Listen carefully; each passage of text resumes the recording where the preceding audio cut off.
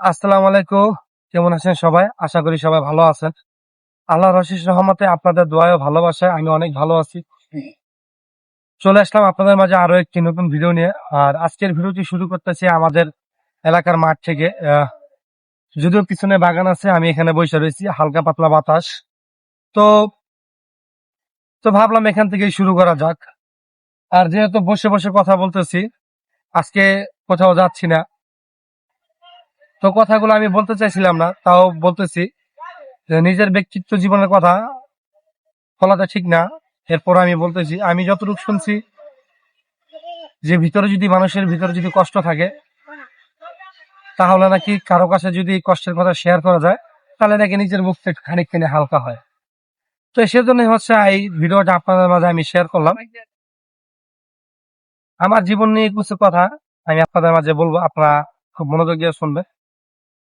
আর অবশ্যই আমার ভিডিওটা যারা দেখবে তারা অবশ্যই সাবস্ক্রাইব করে দিবে। তো আমি যে উদ্দেশ্যে আজকে ভিডিও শুরু করছি, পুরুষ জাতি নিয়ে আর কি, কিংবা ছেলে নিয়ে বলতে পারেন, আমার ব্যক্তিগত জীবনে ঘটনা হোক।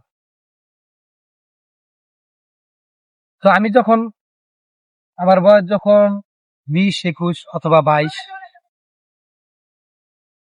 তখন আমি একটা সম্পর্কে জড়াই।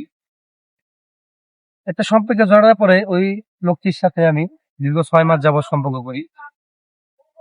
এরপরে এই 6 মাসের ভিতর আমি তাকে অনেক ভাবে বুঝাইছি যে দেখো, তোমার সাথে আমি রিলেশনশিপে আছি, ঠিক আছে, আমি তোমার আমার বাড়িতে উঠে নিব, সেটাও ঠিক আছে, কিন্তু একটা কথা হচ্ছে যে আমার বাবা মা ভাই বোন সবাই কিন্তু আমার দিকে তাকায় আছে। তো আমি চাই, আমি যদি একটা মেয়েকে পছন্দ করে নিয়ে যাই, সেই মেয়েটি যেন আমার মতন পায়, কিংবা আমার মতো করে চলে, কিংবা আমি যেমনি বলতে চাই সেমনি যেন করে। তো এই 6 মাস যাবত ওকে আমি একটা কথাই বুঝাইছি যে বাসার সবাই যে যাই বলুক না কেন, তুমি কখনো এই বিষয়টা নিয়ে রিয়াক্ট করবা না। আসলে আমি চাই না যে সামান্য কোনো বিষয় নিয়ে কথা বললে সংসারে অশান্তি হয়। তো আমি এটা চাই না। তো যাই হোক, আমি তাকে বিয়ে শাদী করে আনছি, আমার পছন্দে বিয়ে করছি। তো বিয়ে শাদী করে আনার পরে তো সংসার জীবনে তো মানুষ কম বেশি ঝামেলা হয়। তো দেখতে দেখতে তো প্রায় 9 বছর কেটে গেছে, আমার সংসারের জীবনে 9 বছর কেটে গেছে। তো 9 বছর পরে কোন ছেলের ওয়াইফ কিংবা কোন ছেলের স্ত্রী যদি কোনো কারণবশতে তার বাপের বাড়ি চলে যায় অথবা রাগ করে বাসা থেকে চলে যায় কোনো কারণবশতে, প্রত্যেকটা ছেলের উচিত তাকে বুঝাই শুনে করে আনা, কিংবা বাড়িতে আনা, যেভাবেই পারো বুঝাই শুনে আনা। কিন্তু এই একই ঘটনা যদি কারো সাথে বারবার ঘটে, তাহলে সেই ছেলের ভিতরে কেমন কাজ, কি কাজ করে। আজকে যদি আমার ফ্যামিলিতে হতো, যদি আমার ওয়াইফ যদি চলে যেত, হ্যাঁ একবার গেছে তাকে আমি বুঝাই শুনে আনলাম, কিংবা 2বার গেছে তাকে আমিও বুঝাই শুনে আনলাম, 3বার গেছে তাও আনলাম, 5বার 10বার 15বার। তো সংসার করার সময় অধিক কথার স্টেপে যদি বলে যে আমি তোমার সাথে থাকবো না, আমি এখানে তোমার ভাত খাবো না, আমি এ বাসায় থাকবো না, হ্যাঁ 19 থেকে 20 হলেই সে এখানে থাকবে না, সে চলে যাবে বাপের বাড়ি। তাইলে এই একটা লোক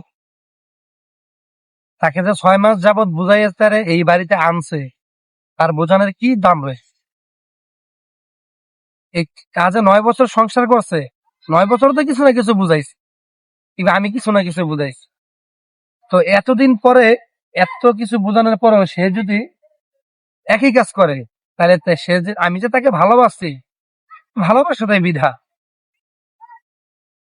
আসলে এরকম ভালোবাসার কোনো মূল্য নাই, একতরফা ভালোবাসা যেটাকে বলা। হ্যাঁ, অত সে যে ভালোবাসে নেই তা কিন্তু না, সেও ভালোবাসে, সে ভালো না বাসতেও তার আমার কাছে আসে না। এখন প্রশ্ন হচ্ছে সে কেন এমন করে। এমন তো হতে পারতো সে অন্য কারোর সাথে রিলেশনশিপ আছে এজন্য করতেছে, না সেটাও না, এই ধরনের লোক না। কিংবা আরেকজনের অনেক কারিগরি কাকা আছে, তাকে সোনা দানা কাপড় চোপড় এনে ভরে দিতে আছে, আমি তাকে দিতে পারতাছি না, এই নিয়ে না, এই নিয়েও না। আসলে প্রত্যেকটা মেয়ে মানুষের উচিত তার নিজের স্বামীকে বোঝা। তো আমি আপনাদের মাঝে এতটুকুই বলতে চাই যে আপনারা যারাই বিবাহ করবেন কিংবা যারাই সম্পর্ক করবেন, তারা খুব বুঝে শুনে করবেন। আসলে আপনি যদি আপনার পছন্দের কাউকে বিয়ে করেন, তাহলে অবশ্যই সেই যন্ত্রণার ভোগ আপনাকে বইতে হয়, অন্য কেউ কিন্তু বলবে ওই বহন করবে না। আর যদি আপনি ফ্যামিলিগত ভাবে একটা বিয়ে শাদী করেন, দুই পক্ষ গার্জিয়ান থাকে, তাহলে সেই যন্ত্রণাটা কিছুটা হলেও তারা ভোগ করবে, একটা সমাধানের চেষ্টা করবে। আর হ্যাঁ, আরেকটা কথা, আপনারা যারাই বিবাহ করেন না কেন, অন্তত পক্ষে ওই মেয়ের যেন কোনো শক্ত গার্জিয়ান থাকে এরকম একটু দেখে বিয়ে শাদী করবেন। মানে গার্জিয়ান নেই, মেয়ে একলা, বুঝমান ভালো কিংবা মা আছে তাও না, এমন জায়গায় যে আপনার বিবাহ আবদ্ধ হবেন, যেন এই জায়গায় আপনার কথা বলার মতো মুখ থাকে, কিন্তু আপনার কথা বলতে গেলে আপনার কথাগুলা বোঝে। তো স্বামী স্ত্রী ঝগড়া হলে কার কাছে কয়? বউ যদি রাগ করে, বউ যদি অন্যায় থাকে, তখন তো তার গার্জিয়ানের কাছে একটা নালিশ যায়। যদি আপনার গার্জিয়ান না থাকে, তাহলে কিন্তু আপনি কারো কাছে নালিশ দিতে পারবেন না। তো এই জন্য আমি আপনাদের বললাম, আপনারা যারা বিয়ে শাদী করেন, নিজের পছন্দ করেন আর ফ্যামিলিগত পছন্দ করেন, আপনাদের প্রত্যেকেরই বোঝা উচিত আপনারা শক্ত গার্জিয়ান দেখে আপনারা বিয়ে শাদী করেন। তা না হলে কিন্তু মানে এই বিষয়টা যদি ভালো হয় তত ভালো, মানে যদি স্ত্রী ভালো হয় তাহলে তো ভালো। আর যদি বাই এনি চান্স কোনো মতে হয়ে যায়, তাইলে কিন্তু বিশাল ঝামেলা আছে। আসলে সংসারে যে অশান্তি থাকলে একটা পুরুষ যে কতখানি প্রেসারে থাকে, এটা একমাত্র ওই পুরুষই জানে যার সংসারে অশান্তি। আর বিশেষ করে যদি আপনি যদি দেখেন যে আপনার 9 বছর কিংবা 10 বছর, 8 বছর, 7 বছর হয়ে গেছে, এরকম একটা বিষয়,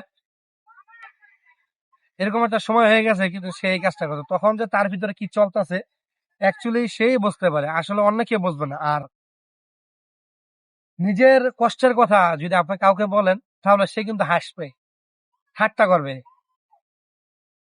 হ্যাঁ, তো যাই হোক, আপনারা আমি যে কথাগুলো বললাম একটু কাইন্ডলি বোঝার চেষ্টা করবেন। যদিও আমি কথাগুলো কিভাবে বলছি, মানে বলতেছি, আপনাদের আমি বুঝাইতে পারতাছি কিনা সঠিক আমি জানি না। আসলে মানুষ হাসি খুশি থাকলে মানুষের কথাবার্তা ভালো আসে, সুন্দরভাবে আসে, যে জন্য হচ্ছে কথা বলতো আমার একটু কষ্ট হচ্ছে। তো এই বিষয়টা আমি আপনাদের মাঝে শেয়ার করলাম। তো যাই হোক, আমি আপনাদের মাঝে অনেক কথা বলছি, তো ব্যক্তি জীবনের কিছু কথাও বলছি। তো আপনারা যদি ভুল হয় তাহলে অবশ্যই ক্ষমা দৃষ্টিতে দেখবেন। আর অনেক সময় যেহেতু পার হয়ে গেছে, মানে কথা বলতে ইচ্ছে করতেছে না, গলা বুক শুকিয়ে যাচ্ছে। তো মানুষ মানুষ না, মানে আমি আর কি, যে সুখে নাই আর কি, সুখে থাকলে হয়তো আরো কিছু বলতাম। তো মানুষ যেহেতু কষ্টেতে আছে, তো মানে বেশি কথা বলতে আর কি পারতাছি না। তো আজকে পর্যন্ত এই পর্যন্ত থাক। আপনারা সবাই ভালো থাকবেন। আর এতক্ষণ সঙ্গে থাকার জন্য আপনাদের অনেক ধন্যবাদ। আল্লাহ হাফেজ।